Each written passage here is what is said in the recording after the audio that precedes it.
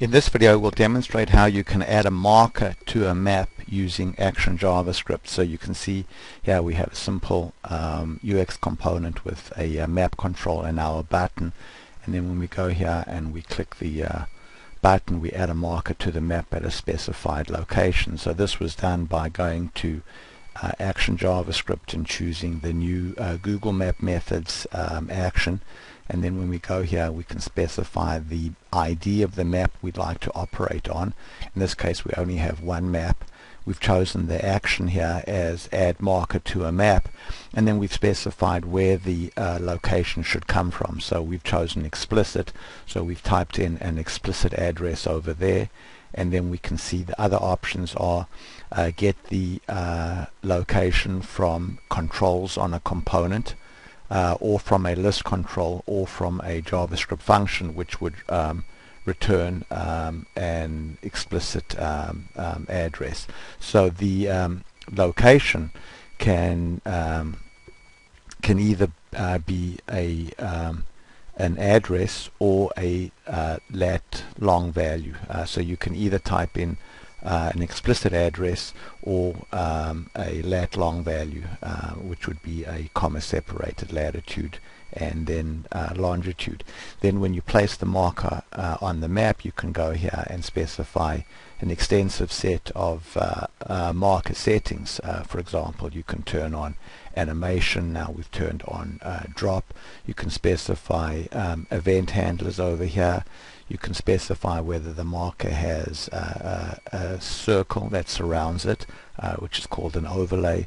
You can give the marker a title, say my marker, and then you can specify detail as well. So if you go open this up, then this is the so-called info box, which is displayed when you click on the markers. So this is the marker detail, and this can be HTML over here, and then you can give the marker an explicit group name. So we'll just go ahead there and say group 1. So let's go ahead now and then run it. So now we should see the marker animating as it gets dropped on, and then we can see that we have a title now and also an info box for the marker.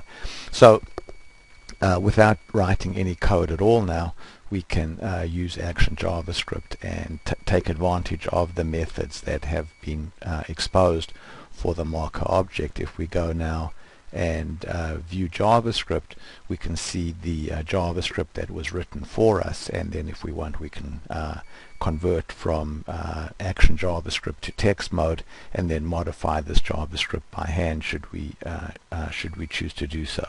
Thanks very much for watching. In the previous video we showed how you can add a marker to a map by specifying an explicit address. So when we click this button over here, we're adding a marker for an explicit address, which is 36 Bigelow Street in Cambridge, Massachusetts. Now let's show how we can specify the marker location using lat long values.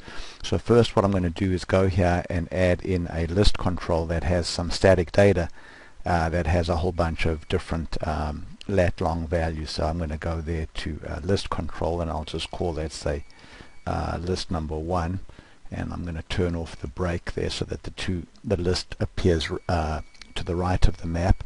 And then I'm going to go to this list control and go to static data and specify more sample data, and we have some geographic sample data over here, and you can see that for each row in the list here we have a lat and a long value over there. So let's go ahead there and click OK, and then go to our list layout, and we'll just choose name, latitude and longitude over there. Actually, let's also put in the state as well. So now click OK, and if we go to working preview, we'll see the data from the list over here, and you can see each row in the list has a lat long value. So let's go now and add another button. I'll go to our buttons over here, and then we'll go to our click event, and we'll choose the Google Map Methods, and again we'll specify the map ID, and we'll say add marker to the map, and this time we'll say get the location from a list control.